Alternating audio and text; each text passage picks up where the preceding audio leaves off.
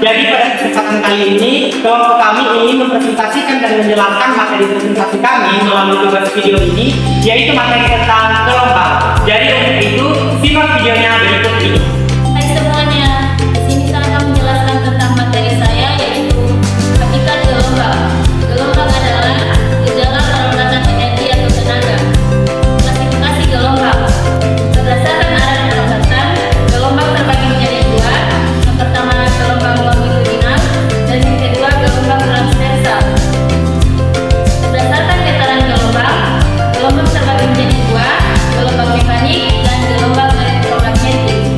Dan berdasarkan simpangannya, terbagi juga menjadi dua, yaitu gelombang berjalan dan gelombang berdiri. Karakteristik gelombang terbagi menjadi empat. Yang pertama memantul refleksi, yang kedua membias reaksi, yang ketiga melentur difraksi, dan yang terakhir mengganggu interferensi.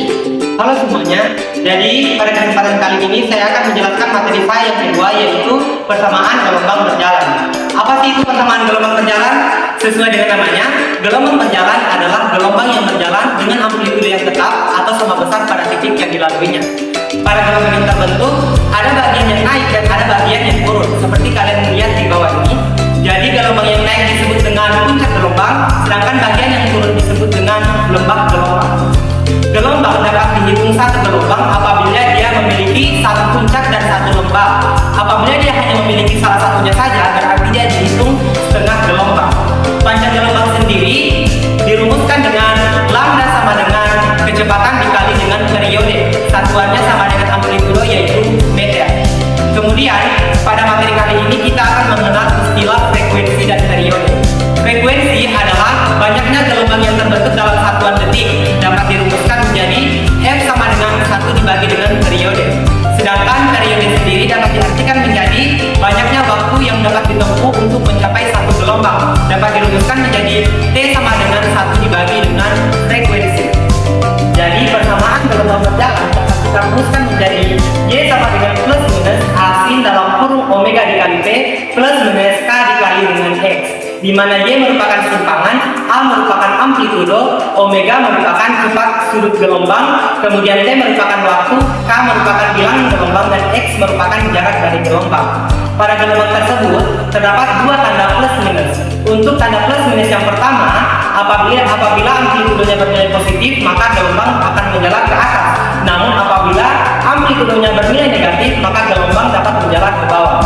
Dan tanda plus minus yang kedua, apabila bilangan gelombang atau K bernilai positif, maka gelombang dapat menjalar ke kiri.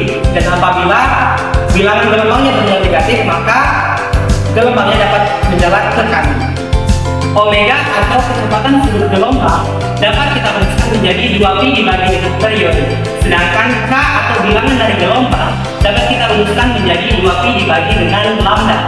Sehingga rumus tadi dapat kita turunkan menjadi Y sama dengan plus minus A sin 2pi dalam kurung waktu dibagi dengan periode plus minus jarak dibagi dengan lambda.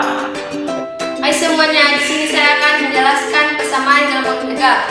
Dalam fisika, gelombang stasioner juga disebut gelombang tegak atau gelombang berdiri.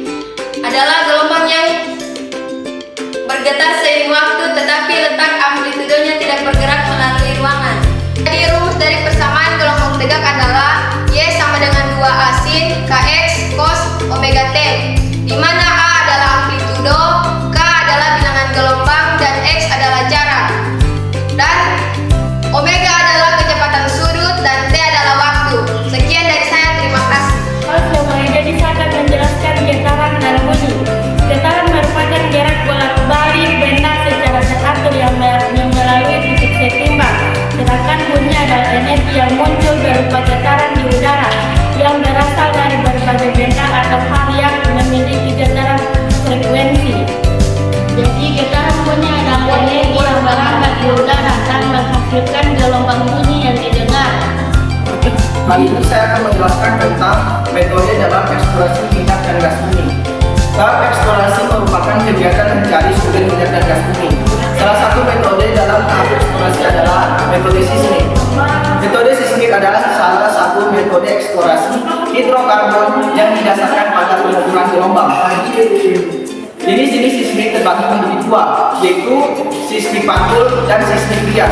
Seismik pantul hanya mencatat gelombang dan dipantulkan dari permukaan geologi. Sedangkan seismik bias dihitung berdasarkan waktu jalan gelombang pada batuan.